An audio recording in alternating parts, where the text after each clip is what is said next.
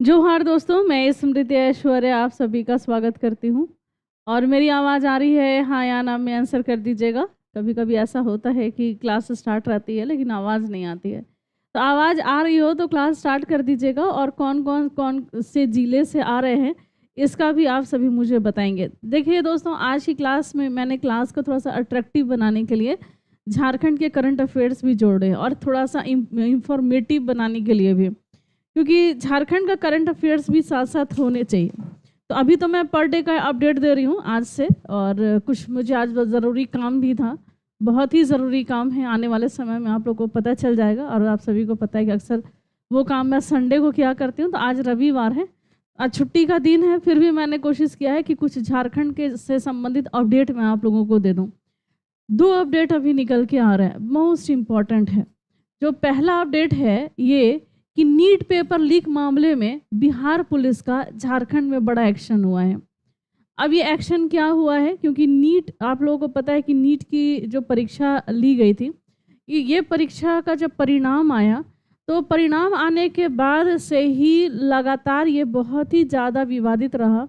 क्योंकि हमेशा जैसे कि नंबर्स जो हैं वो बढ़ाए गए, किस माध्यम क्यों बढ़ाया गया, और भी बहुत सारे रीज़न थे जिस कारण से नीट जो है परीक्षा जो है विवादों में रहा।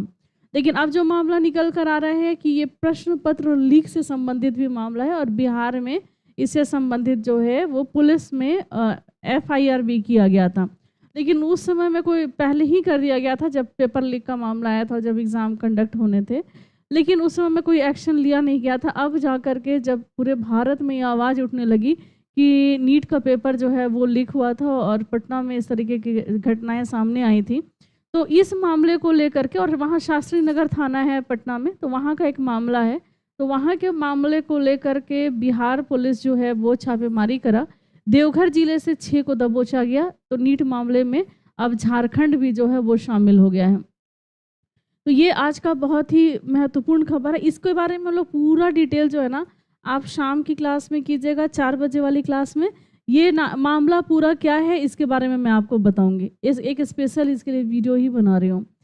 कैबिनेट का मुख्य निर्णय लिया गया था। ये वर्ष था दोस्तों 2022 का। ये डेट था 10 नवंबर 2022। 2022 में, यानी कि आज से 2 साल पहले, लेकिन नवंबर माह में, 1.5 साल आप मान के चलेंगे, तो 1.5 साल पहले कैबिनेट में एक निर्णय लिया गया था। ये बहुत ही इंपॉर्टेंट था, जिसको अब जा करके इसका इम्प्लीमेंट किया गया है। अब एक एप्लीकेशन जो है वो ओपन हो रहा है, और उस एप्लीकेशन पर आपको आवेदन करना है। क्यों? क्योंकि अगर गुरुजी क्रेडिट कार्ड योजना का अगर आप लाभ लेना चाहते हैं तो आप इस योजना का लाभ ले सकते हैं। तो कब आया था कैबिनेट में? तो ये 10 तारीख को, 10 नवंबर 2022 को। लेकिन 2024 चल रहा है, और झारखंड के जो मुख्यमंत्री हैं चंपई सोरेन, इन्होंने एक एप्लीकेशन लॉन्च किया जहां पर आप सभी आवेदन कर सकते हैं। क्या है गुरुजी क्रेडिट कार्ड योजना? तो चलिए इसको भी हम लोग पूरा डिटेल में जानते हैं। लेकिन अभी नहीं, पहले हम लोग झारखंड की नदियों को पढ़ लेते हैं, फिर लास्ट में हम लोग गुरुजी क्रेडिट कार्ड योजना के बारे में पूरा डिटेल में जानेंगे। आवाज़ आ रही है ना? Good morning, good morning. लेकिन कोई क्या करे। अच्छा, आप लोग बोल रहे हो कुछ भी कर लीजिए मैडम, चोरी होना ही होना है। देखिए ये लेकिन हाँ, लेकिन रोक तो लगेगा ही। अभी तो बहुत कड़े कानून भी बनाए गए हैं। चलिए शाम वाली क्लास में इसको हम लोग डिटेल में करेंगे। लेकिन आज हम लोग गुरुजी क्रेडिट कार्ड योजना जो है इसके बारे में पूरा डिटेल में हम लोग जानेंगे। लेकिन चलिए सबसे पहले हम लोग आज का जो टॉपिक है वो सोन नदी, इस पे हम लोग आते हैं। सोन नदी के बारे में सारी जानकारी आपको अभी दूंगी, क्योंकि झारखंड की नदियों वाला क्रम का सीरीज जो है वो छूटना नहीं चाहिए। क्योंकि झारखंड की नदियां जो हैं वो स्टूडेंट के लिए थोड़ा सा टफ पड़ जाता है। अब इसीलिए मैंने सोचा कि इसको थोड़ा डिटेल में ही, अभी कोई एग्ज़ाम आपके डेट तो नहीं आए हैं, इसलिए माइंड पे प्रेशर नहीं है। ये झारखंड का मैप है दोस्तों, और आज की क्लास में आप पढ़ने वाले हैं सोन नदी के बारे में, और सोन और उसकी झारखंड की सहायक नदी। तो सबसे पहले तो अब जैसे कि आप नदी के बारे में जब पढ़ते हैं तो इसका आपको जानना क्या क्या होता है। तो इसका उद्गम स्थल, कहाँ से ये नदी निकल रही है, इसका मुहाना कहाँ पर है, कहाँ जा करके ये मिल रही है, इसकी कौन कौन सी सहायक नदी है ये भी, और आपको ये भी पढ़ना है कि झारखंड की ये जो नदी है सोन नदी, ये और भी कोई उपनाम से ये जानी जाती है या नहीं जानी जाती है, उपनाम इसका किन किन जिलों से होकर के ये गुजरती है, और झारखंड में इसकी कितने लंबा मतलब किलोमीटर क्षेत्र में ये झारखंड में प्रवाहित होती है, और झारखंड के किन किन क्षेत्रों में ये गुजरती है। तो इसी का पूरा डिटेल आज इस में पढ़िएगा। झारखंड पुलिस की पेपर लीक वालों को 10 साल तक का और 1 करोड़ जुर्माना होगा। हाँ बिल्कुल, पेपर लीक वाले, ऐसे मुख्यमंत्री जी का कहना था कि जो पेपर लीक वाले नहीं, जिन्होंने पेपर का रिजल्ट आउट किया है उनको 1 करोड़ रुपए का जुर्माना दिया जाएगा। चलिए छोड़िए उन सब बातों को, हम लोग पढ़ते हैं सोन नदी के बारे में। तो झारखंड में जो सोन नदी है, तो अगर इसके उद्गम की बात की जाए तो इसका उद्गम जो है ये मैकॉल पहाड़ पर होता है। कहाँ पर? तो ये मैकॉल पहाड़ पर, ये सोन नदी ये वाली यहाँ से आ रही है, फिर ये इधर से आकर के उधर उत्तर की तरफ जा रही है। निकलती कहाँ से है? तो उद्गम होगा मैकॉल। अगर मैकॉल दिया रहे तो सही है, अगर दिया रहे अमरकंटक, अमरकंटक दिया रहे तो भी सही है। और झारखंड में ये मात्र 45 किलोमीटर की दूरी तय करती है। कितनी? रुकिए 1 मिनट, डिलीट करते हूँ। तो ये मात्र 45 किलोमीटर की दूरी तय करती है, और 45 ये 45 किलोमीटर है। 2 जिलों से होकर के गुजरती है। कौन कौन सा? तो एक तो गढ़वा और दूसरा हो जाएगा कौन? तो एक पलामू। तो ये पलामू और गढ़वा से होकर के ये नदी जो है आगे गुजरती हैं। ये झारखंड में सोन नदी कहाँ से निकल रही है? मैकॉल से, या फिर आप इसको अमरकंटक कह लीजिए। कहाँ जाकर के सोन नदी मिलती है? तो ये गंगा में जाकर के ये मिलती है। ये गंगा की प्रमुख सहायक नदी है, और गंगा में दाहिनी ओर से मिलने वाली प्रमुख नदियों में जैसे कि यमुना है, यमुना गंगा से दाहिनी ओर से जाकर के मिलती है। जैसे गंगा इधर से गुजर रही है, तो और सोन भी जो है वो दाहिनी तरफ से जाकर के गंगा में जाकर के मिल जाती है, और पटना के पास ये गंगा नदी में सोन नदी जाकर के मिलती है। अब झारखंड में ये 2 जिलों से होकर गुजरती है, और यही क्वेश्चन सीडीपीओ में भी एग्जाम में पूछा गया था। यहाँ पर देखे नहीं, अब विंध्यान क्रम की यहाँ पर चट्टान है, विंध्यान क्रम की चट्टान, और इधर से ही सोन नदी भी गुजरती है। ये गढ़वा और पलामू का जो है ये सीमा बनाती है। ये बिहार और उत्तर प्रदेश, गढ़वा पलामू का बिहार और उत्तर प्रदेश के साथ सीमा बनाती है। आप सभी को पता है कि झारखंड का एकमात्र जिला गढ़वा जो कि उत्तर प्रदेश के साथ ये सीमा साझा करता है। अब ये भी जान लीजिए कि उत्तर प्रदेश के साथ ये किस जिला को सीमा साझा करता है। तो उत्तर प्रदेश के साथ ये सोनभद्र के साथ ये सीमा साझा करता है, सोनभद्र के साथ। अब झारखंड से में कौन कौन सी इसकी सहायक नदियां हैं? जो सोन की सहायक नदी है, इसको भी अब हम लोग देख लेते हैं। तो झारखंड में जो इसकी जो प्रमुख सहायक नदी है जो सोन से जा करके मिलती है, एक तो होती है दोस्तों उत्तरी कोयल नदी। कौन सी? तो उत्तरी कोयल। और जो दूसरी जो ये जो उत्तरी कोयल नदी है, ये उत्तरी कोयल, और दूसरी जो है वो दूसरे नंबर पर है ये औरंगा नदी। कौन सी? औरंगा। ये औरंगा उत्तरी कोयल की सहायक नदी है। छोड़िए, उत्तरी कोयल सहायक नदी है सोन की, ये सोन में जा करके मिल जाती है उत्तरी कोयल। लेकिन झारखंड में एक और नदी है जो निकलती है कहाँ से? तो छत्तीसगढ़ के, छत्तीसगढ़ से निकलती है नदी, उसका नाम है कनहर नदी। ये भी जा करके ये कनहर नदी जो है ये पलामू का ये इधर से जाती है गढ़वा होते हुए, पलामू होते हुए फिर जाती है, और उत्तर प्रदेश में ये जा करके सोन से जा करके मिल जाती है। तो कनहर एक नदी है, और इस पर जलप्रपात बना हुआ है बलचौरा जलप्रपात। बलचौरा जलप्रपात कहाँ पर है? तो ये गढ़वा जिला में बलचौरा जलप्रपात है। तो ये कनहर नदी जो है ये सोन की सहायक नदी है, और उत्तरी कोयल भी जो है ये सोन की सहायक नदियों में से एक है। देखिए ये कनहर नदी जो है, यहाँ से क्वेश्चन और आ सकता है कि जब कनहर नदी छत्तीसगढ़ से निकलती है, और छत्तीसगढ़ में भी कहाँ से निकलती है? तो छत्तीसगढ़ में जसपुर से निकलती है। देखिए कहीं कहीं पर सरगुजा दिया रहता है और कहीं कहीं पर जसपुर दिया रहता है। तो मुहाना कहाँ पर है कनहर का? तो जसपुर। छत्तीसगढ़ से निकलती है और गढ़वा के भंडरिया प्रखंड में ये इंटर करती है, और फिर ये पलामू का ऐसे सीमा बनाते हुए उत्तर प्रदेश में जाती है और जाकर के ये सोन से जाकर के कन्हर मिल जाती है। तो ये कन्हर नदी का, और कन्हर नदी का ये डिटेल हो गया। और उत्तरी कोयल इसकी प्रमुख सहायक नदी है। ये 2 प्रमुख सहायक नदी है। ये जो उत्तरी कोयल नदी है, अगर आप इसका जो उसका अगर हम लोग देखा जाए उत्तरी कोयल, तो इसका जो मुहाना है ये कहाँ से है, तो उत्तरी कोयल निकलती है पिस्का से। पिस्का, जो पिस्का भी लिख सकते हैं, या फिर रांची पठार ऑप्शन दिया रहे तो ये भी आप लिख सकते हैं कि उत्तरी कोयल जो है ये रांची पठार से निकलती है, अपने उत्तर पश्चिम की ओर प्रवाहित होती है और सोन से जा करके ये मिल जाती है। और झारखंड में ही ये सोन से मिलती है, पलामू के पास, तो ये सोन से मिलती है। उत्तरी कोयल नदी इसका नाम है। इसके घाटियों में आपको क्या मिलेगा, तो इसकी घाटियों में जो आपको खनिज मिलेगा वो मिलता है दोस्तों कोयला। ये कोयला खनिज आपको उत्तरी कोयल घाटियों में मिलेगा।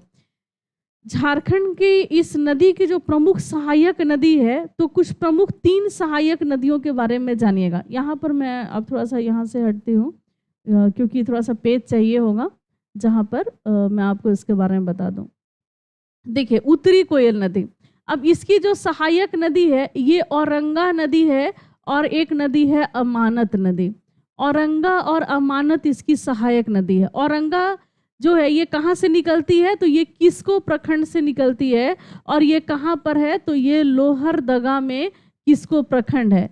अमानत नदी अगर उद्गम स्थल पूछ दिया जाए कि ये कहाँ से निकलती है, तो ये चतरा से निकलती है और ये जा करके इसका मुहाना कहाँ पर है, तो ये उत्तरी कोयल में जा करके ये मिल जाती है अमानत नदी। और पलामू में इसी पर अमानत बराज परियोजना जो है इसको भी संचालित किया जा रहा है। उत्तरी कोयल की एक और सहायक नदी है जिसको कहते हैं बूढ़ा नदी, और इसी नदी पर बूढ़ा घाघ जलप्रपात बना हुआ है जिसको हम लोग लोधा घाघ जलप्रपात कहते हैं। झारखंड का सबसे ऊंचा जलप्रपात यही है, बूढ़ा घाघ जलप्रपात, जो कि बूढ़ा नदी पर बना हुआ जलप्रपात है। और झारखंड में ये महुआ टांड, ये कहाँ पर है, तो महुआ टांड ये लातेहार में है। लातेहार में यहीं से ये नदी निकलती है, छोटी सी नदी है और उत्तरी कोयल में जा करके मिल जाती है। ये तीनों उत्तरी कोयल की सहायक नदी हैं। तो आपने जो अभी तक जो पढ़ा वो सोन नदी के बारे में पढ़ा कि जो सोन नदी है इसको हम लोग हिरण्यवाहा के नाम से हम लोग जानते हैं, या सोन ये सोन नदी को हम लोग, इसका जो उपनाम है हिरण्यवाहा भी है। इसी सोन को इसकी जो सहायक नदी है कन्हर नदी, कन्हर, और साथ में इसकी एक और सहायक नदी है, ये है उत्तरी कोयल नदी। तो कन्हर नदी के बारे में आपने क्या पढ़ा, ये छत्तीसगढ़ से निकलती है और ये छत्तीसगढ़ के जसपुर से ये निकल रही है। और मुहाना कहाँ पर है, तो ये उत्तर प्रदेश में ये सोन नदी से जा करके ये मिल जाती है। इस पर बलचौरा जलप्रपात जो है ये बना हुआ है और ये झारखंड में गढ़वा और पलामू से हो करके ये गुजरती है, गढ़वा और पलामू से। तो ये आपने कन्हर के बारे में जाना। उत्तरी कोयल जो है ये रांची पठार से निकलती है, या फिर अगर पिस्का दिया रहे तो ये भी सही है, यहाँ से निकलती है। मुहाना कहाँ पर है, तो ये आपका सोन में जा करके ये मिल जाती है पलामू के पास। अब ये इसकी और सहायक नदियाँ जो हैं वो कौन सी हैं, तो ये उत्तरी कोयल की जो सहायक नदी है इसके बारे में, तो ये इसकी औरंगा, अमानत और बूढ़ा नदी जो है उत्तरी कोयल की सहायक नदी है। औरंगा नदी किस्को प्रखंड से निकलती है और ये लोहरदगा में है, ये किस्को लोहरदगा में है। और ये अमानत जो है ये चतरा से निकलती है और बूढ़ा जो है ये लातेहार जो है इससे निकलती है। और लातेहार के महुआ टांड ये अनुमंडल भी है और यहाँ पर भेड़िया अभ्यारण्य भी है। महुआ टांड भेड़िया अभ्यारण्य के नाम से इसको जाना जाता है। और झारखंड में जो 11 वन्य जीव अभ्यारण्य है उसमें एक महुआ टांड भेड़िया वन्य जीव अभ्यारण्य भी है।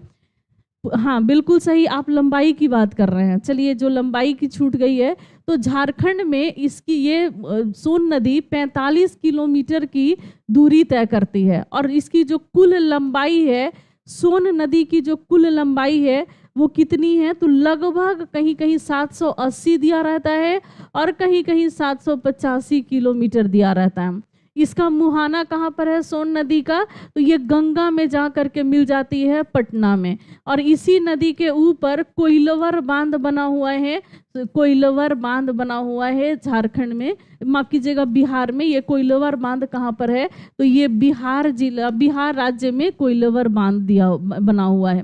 तो ये आज की क्लास में आपने सोन और उनकी सहायक नदियों के बारे में आपने आज की क्लास में पढ़ा।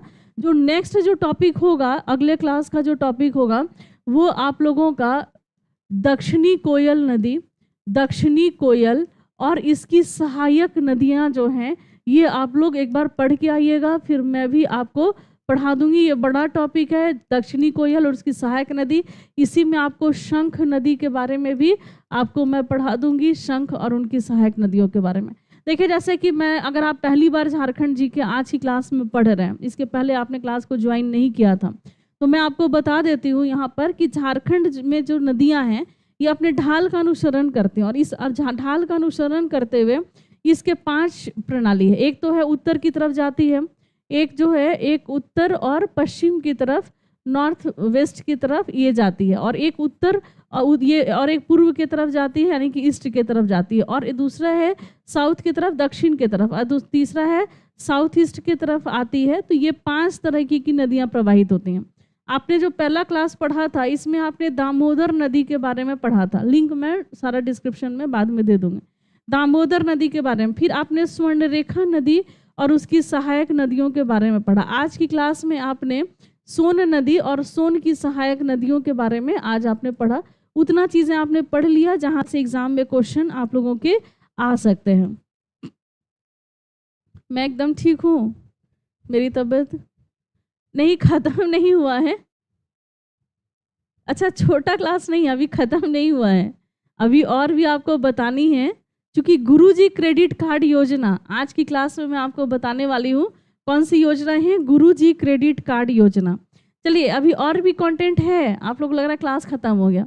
अब चलिए, जो उत्तरी कोयल नदी है, कितना देर क्लास लूँगी आप बताओ? दिन भर क्लास ही लेते रहूँगी। लेकिन चलिए, आप लोग का प्रेम है कि इतना स्नेह आप करते हो स्टडी विथ स्मृति से, और नहीं तो दूसरे क्लास में तो आप लोग बोलते हो कि बाप ये बहुत लंबा क्लास हो गया, तो अब रहने दो ये वो। लेकिन आप यहाँ चैनल पे आते हैं तो आपको लगता है कि नहीं, थोड़ा और बड़ा क्लास होना चाहिए। उत्तरी कोयल नदी की अगर लंबाई आपसे पूछ लिया जाए कि इसकी लंबाई कितनी है, तो कितनी है? तो 360 किलोमीटर इसकी लंबाई है। उत्तरी कोयल की लंबाई कितनी है? तो ये 360 किलोमीटर है। अब झारखंड के किन किन जिलों से होकर के ये गुजरती है? तो जिला कौन कौन सा जिला है? तो ये गढ़वा, पलामू, लातेहार। कहाँ कहाँ से? तो गढ़वा से, पलामू से, लातेहार से होकर के ये गुजरती है, ये उत्तरी कोयल नदी। कन्हर नदी का तो जिला आपने पढ़ लिया था कि किन किन जिलों से होकर के गुजरती है। और मंडल डैम का भी ये निर्माण करती है। कौन सा डैम? तो मंडल डैम बनाती है। अगर आपसे पूछ दिया जाए कि झारखंड में मंडल डैम किस नदी पर बना हुआ है, तो क्या बताएंगे? तो ये उत्तरी कोयल नदी पर बना हुआ डैम है। अमानत बराज परियोजना अगर ये पूछ दिया जाए तो कौन सी नदी होगी? अमानत नदी। तो आपने अमानत के बारे में भी पढ़ा है। ये चतरा पर अमानत बराज परियोजना, ये चतरा से निकलती है, और ये कहाँ इसका मुहाना है? तो ये जा कर के उत्तरी कोयल में जा कर के ये मिल जाती है। अमानत नदी जो है उत्तरी कोयल में ये जा कर के मिलती है। अब ये इसकी कुछ प्रमुख सहायक नदियां हैं। तो सहायक नदी आप नोट कर लीजिए, अमानत की सहायक नदी। छोटी छोटी नदियां हैं, जैसे कि पाटन, पाटन इसकी सहायक नदी है। खैरा इसकी सहायक नदी है अमानत की। अमानत की सहायक नदी खैरा, चाको, जिंजोई, पाटन, खैरा, चाको, जिंजोई, ये सभी इसकी मैम मंडल डैम टूट गया? नहीं, मंडल डैम नहीं टूटा है। कौन बोल दिया आपको कि मंडल डैम टूट गया है? माइला और सलाही, ये अमानत की छोटी छोटी सहायक नदियां हैं। तो ये भी आपसे क्वेश्चन आ सकता है इन सहायक नदियों से। ठीक है। और कुछ आप लोगों को पूछना है? मुझे लगता है कि मैंने ये सारा चीज़ आपको बता दिया। चतरा के सिमरिया से ये निकलती है अमानत नदी। अगर कोई एग्जैक्ट जगह पूछा जाए कि आखिर वो जगह, जैसे कि औरंगा किसको प्रखंड से निकलती है और ये लोहरदगा में है, वैसे ही एकदम एग्जैक्ट लोकेशन पूछा जाए तो चतरा के सिमरिया से ये अमानत नदी निकलती है।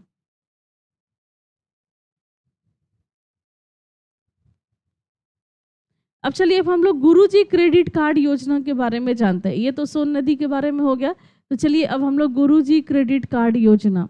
देखिए, ये जो योजना आया, इसमें आप लोगों को जब ये योजना आया था कब, तो 2022 में ये योजना जो है 2022 में। इस समय में किसकी सरकार थी, तो ये हेमंत सोरेन की सरकार थी। हेमंत सोरेन 2022-23 के बजट में इसको लेकर के आया गया था। इसके अंतर्गत जो इच्छुक और अर्हता प्राप्त छात्र छात्राओं को बैंकों से जोड़ा जाएगा। और क्यों आखिर आपको ये गुरुजी क्रेडिट कार्ड योजना के तहत अगर आपको लाभ मिलेगा तो क्यों आप लाभ लेंगे इससे संबंधित, तो उच्च शिक्षा के लिए रियायती दर पर आपको ऋण उपलब्ध कराया जाएगा। यानी कि अगर आप हायर एजुकेशन लेना चाहते हैं, यानी कि अगर आपने 12वीं पास किया है और आप आगे की योजना अगर आप मतलब पढ़ाई करना चाहते हैं तो पढ़ाई के लिए आप ले सकते हैं। इससे के लिए 18+ होना चाहिए, 12वीं पास होना चाहिए, 12वीं के बाद आप इसका लाभ ले सकते हैं। और उच्च पढ़ाई के लिए उच्च स्तर का पढ़ाई या फिर टेक्निकल अगर कोई एजुकेशन आपको लेना है, यानी कि तकनीकी शिक्षा के लिए आपको लाभ मिलेगा। कितना लाभ मिलेगा, तो लाभ आपको कितना तक आप अपने लोन ले सकते हैं, तो 15 लाख रुपए तक के लोन जो है आप ले सकते हैं। तो ब्याज दर कितना होगा, तो 4% का आपका ब्याज दर होगा। और कितने साल में आपको चुकता कर देना है, तो अधिकतम आपको 15 वर्ष का समय मिलेगा कि आप इन 15 वर्षों तक के बीच में आप 15 लाख रुपए का आप कर सकते हैं। चलिए, अब हम लोग और भी जितना डिटेल में, तो आवेदक को 4% प्रति वर्ष की साधारण ब्याज दर पर 15 लाख तक का ऋण मिलेगा। अगर आप आवेदन करना चाहते हैं तो कर सकते हैं। अधिकतम आयु जो है 40 वर्ष है अधिकतम आयु, तो आप उच्चतर शिक्षा के लिए आप 15 वर्ष तक ऋण चुकाने की समय अवधि, यानी कि 15 साल तक आप ऋण को चुकता कर सकते हैं। अगर मान लीजिए कि आपका कोर्स पूरा हो गया है, आपने जो टेक्निकल अगर एजुकेशन लेना चाहते थे, आपने उस एजुकेशन ले लिया, आपके कोर्स पूरे हो गए, तो ऋण चुकाने के लिए 1 वर्ष के लिए अधिस्थगन विकल्प है। आप 1 साल, मतलब मान लीजिए आपने कोर्स पूरा कर लिया और तुरंत, कोई ज़रूरी नहीं है कि हर किसी को नौकरी लगी जाती है। अगर मान लीजिए कि आपको नौकरी लगने में समय लग रहा है तो भी आपको 1 साल का समय दिया जाएगा। 1 साल के बाद से आपको लोन चुकाना शुरू कर देना। ये लोन है, ये नहीं है कि आपको सरकार ने 15 लाख रुपया दे दिया, अब आप पैसा ले लिए और सो गए। ऐसा नहीं, आज नहीं तो कल आपको इसको चुकता करना ही है। हाँ, सरकार आपकी मदद कर रही है ताकि लोन दे करके, ताकि आपकी पढ़ाई जो है वो ना छूटे। पढ़ने के बाद आफ्टर ऑल नौकरी जो है, इसके लिए भी रोजगार जो है वो गारंटी होनी चाहिए। तो ये आप ऋण तो दे रहे हैं, लेकिन रोजगार गारंटी के रूप में दीजिएगा तो ऋण चुकाने में कोई दिक्कत नहीं है। अगर मान लीजिए कि हमने कोई ऐसा टेक्निकल नॉलेज ले लिया और या फिर मैंने उच्चतर शिक्षा ले लिया, हायर एजुकेशन बहुत सारा ले लिया, लेकिन उसके बाद मेरे पास नौकरी ही नहीं है, नौकरी का अभाव है, जैसा कि आज के समय में देखा जा रहा है, खास करके झारखंड में और भारत में भी देखा जा रहा है। तो अगर हमारे पास रोजगार नहीं है तो इस ऋण को कैसे चुकाया जाएगा। तो अब ये आप स्टूडेंट सोचे, सरकार आपको मदद कर दे रही है, ये आपकी जिम्मेदारी, आप कैसे चुकाओगे, क्या करोगे, क्या नहीं करोगे, लेकिन चुकाना तो पड़ेगा ही। पाठ्यक्रम शुल्क और छात्रावास जैसे संस्थागत खर्चों के लिए सहायता। मान लीजिए कि आप हॉस्टल में रह रहे हैं, तो हॉस्टल में रह रहे हैं तो फिर उसका भी तो शुल्क लगता है, खाने पीने रहने सबका भी खर्च आता है। और जो आपका सिलेबस है उसको पूरा करने में जो आपका कॉलेज का जो फीस होता है वो सारा आपका वहन करेगा ये क्रेडिट कार्ड के द्वारा जो दिया गया पैसा है वो।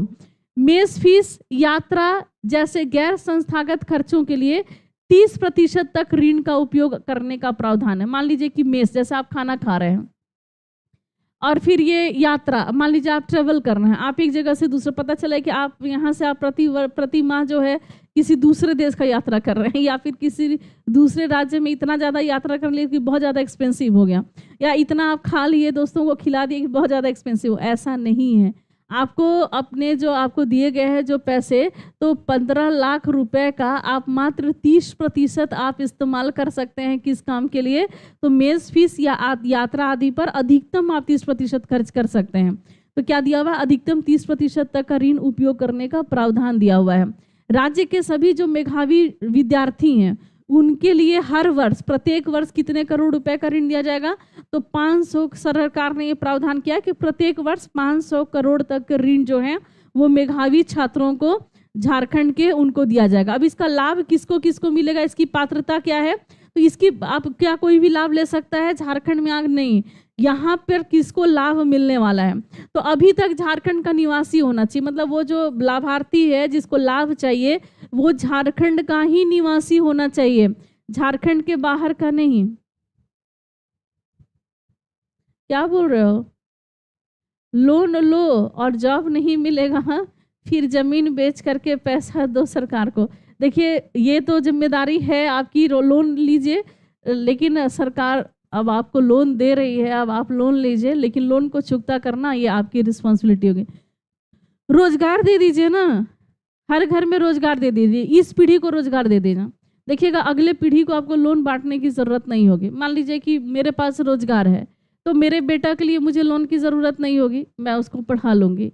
इसी तरीके से अगर आप हर घर में हर व्यक्ति जो जो योग्यता रखता है उसके पास अगर नौकरी होगी तो इस लोन की क्या ज़रूरत है।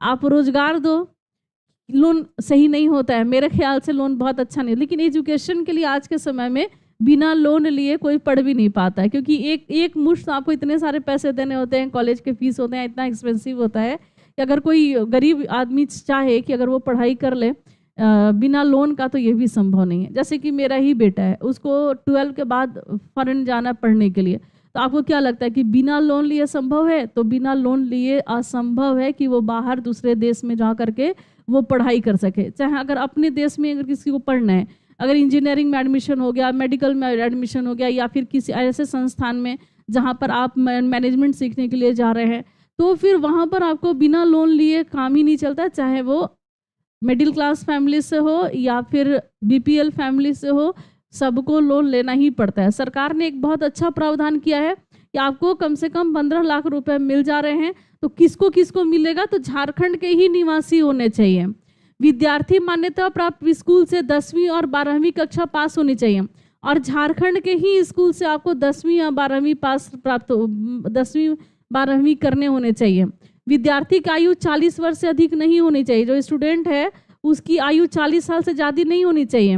विद्यार्थी ने पहले से कोई भी स्टूडेंट लोन नहीं लिया हो, ऐसा नहीं कि आपके ऊपर पहले से कोई स्टूडेंट लोन आपने उधर भी ले लिया और आपने इधर भी सरकार का योजना का लाभ ले लिया, ऐसा नहीं हो सकता है। अगर आप पहले से स्टूडेंट लोन लिए हैं तो फिर अभी वर्तमान में जो है आप स्टूडेंट लोन जो है ये नहीं ले सकते हैं। अगर आप पहले लोन लिया है तो आपको ये लोन नहीं मिलेगा। विद्यार्थी इस योजना का पहले कभी लाभ नहीं लिया, और इस तरीके का कोई भी योजना का भी स्टूडेंट पहले लाभ नहीं लिया होना चाहिए, ऐसा भी यहाँ लिखा हुआ है। कौन कौन से दस्तावेज लगेंगे, तो आपको 10वीं और 12वीं कक्षा का मार्कशीट लगेगा। आप 10वीं 12वीं का मार्कशीट चाहिए, आवेदक का आधार कार्ड होना चाहिए, माता पिता का भी आधार कार्ड लगेगा, पैन कार्ड लगेगा, निवास प्रमाण पत्र, आप कहाँ के निवासी हैं, बैंक खाता का पूरा विवरण, आपके पास बैंक में खाता है कि नहीं, पासपोर्ट साइज फोटो लगेगा, आपका मोबाइल नंबर, ईमेल आईडी, ये सभी ज़रूरी दस्तावेज है। अगर आप गुरुजी क्रेडिट कार्ड योजना का लाभ लेना चाहते हैं तो ये सभी का आप लाभ ले सकते हैं।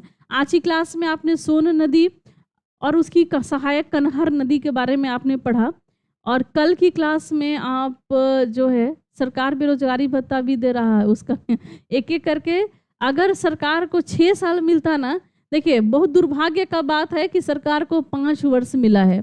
अगर सरकार को 6 साल मिलता तो जैसे कि देखिए गुरुजी क्रेडिट कार्ड योजना आया 2022 में, तो इसी समय में बेरोजगारी भत्ता का भी बहुत सारी योजनाएं आई थी। अब चलिए उसको भी एक बार हम लोग देख लेते हैं ताकि आप लोग को याद आ जाए कि अभी कौन कौन से चीज़ें हैं जो अभी बाकी हैं जो करनी है।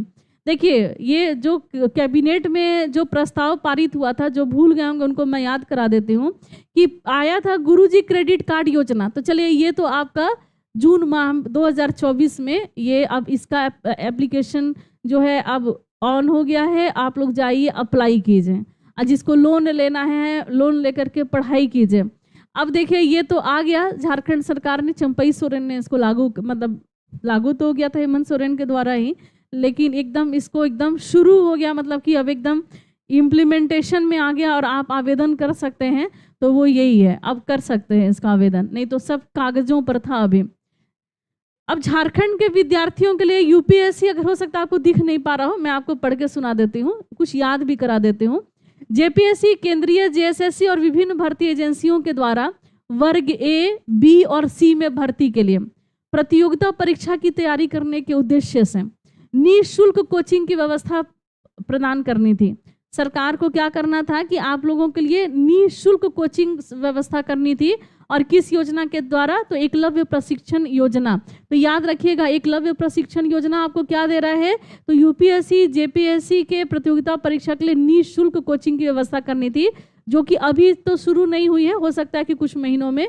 अब सरकार को मैंने बोला ना कि आपका 6 साल मिलता, तो शायद अभी नहीं, तो अब माही कितने बच्चे हैं, आचार संहिता लागू हो जाएगा, इसके पहले ही जो जो योजना पेंडिंग पड़ा हुआ है उसको इम्प्लीमेंट करना है। आपने सुना होगा कुछ ही दिन पहले चंपई सोरेन ने सभी अलग अलग विभागों के सचिव से या फिर उच्च अधिकारियों से या अध्यक्ष से, सबसे इन्होंने वार्ता किया, सभी मंत्रियों से इन्होंने बातचीत की, और जो पेंडिंग पड़े हुए जितनी भी योजनाएं हैं उसको कार्य रूप में लेकर के आने का इन्होंने प्रयास किया। जेएसएससी के द्वारा जो लंबित वैकेंसी है तो उसमें भी जो तेजी आई वो इसी वजह से, क्योंकि अब विधानसभा का चुनाव आने वाला है, इसके पहले ही इनको सारे काम जो हैं आचार संहिता लगने के तुरंत पहले तक इनको सारे काम खत्म कर देने हैं। उसी काम में एक काम ये भी रुका हुआ था कि गुरुजी क्रेडिट कार्ड योजना, जिसकी शुरुआत झारखंड में कर दी गई है।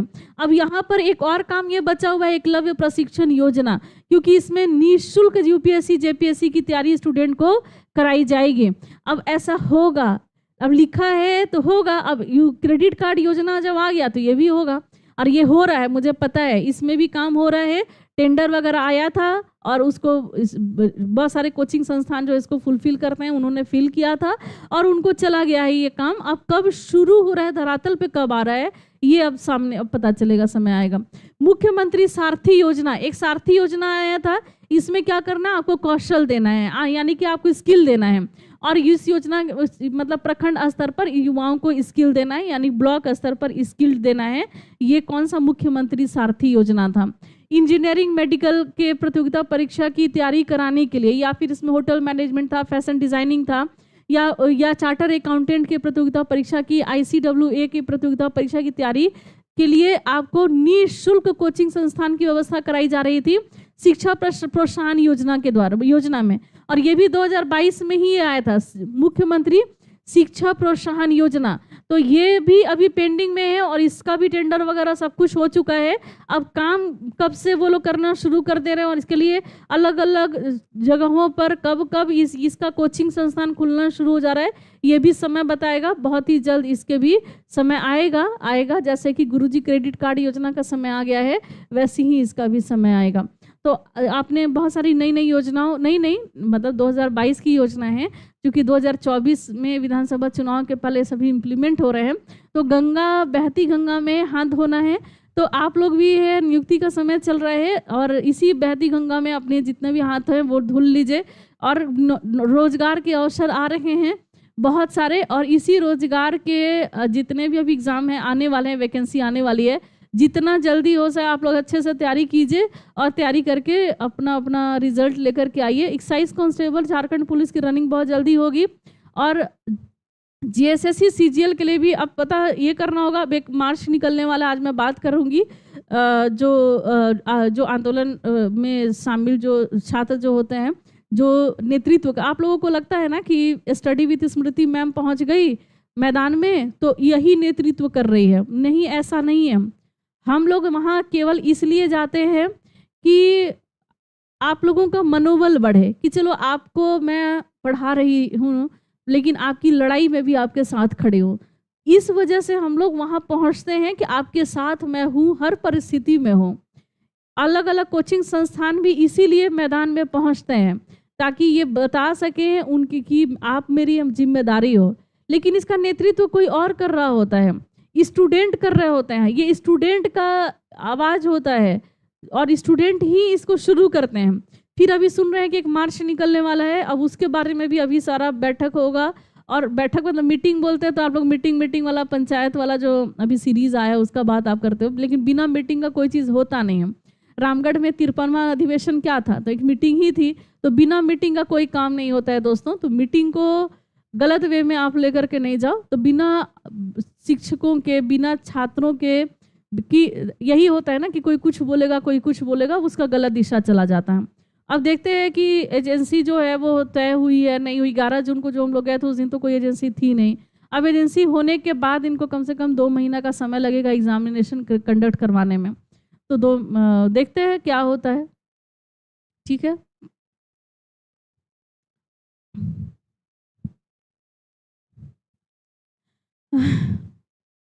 जोहार जोहार।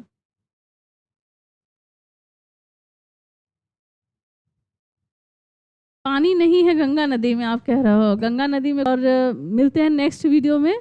और आज मुझे ना काम बहुत सारा है, लेकिन 4 बजे वाले क्लास में, 4 बजे में मैं आपको एक अपडेट करूंगी ये जो क्या मामला चल रहा है। क्योंकि अब तक मैं इस मामले में नहीं आई थी नीट वाले एग्जामिनेशन को लेकर के, लेकिन झारखंड में ऐसे क्या घटना घट गई तो ये तो बताना ज़रूरी है। तो झारखंड अब आ गया नाम, तो फिर वो तो फिर भी इस पर तो वीडियो बनेगा। तो आज बस इतना ही दोस्तों, मिलते हैं नेक्स्ट वीडियो में, लेते हैं आपसे विदा। धन्यवाद।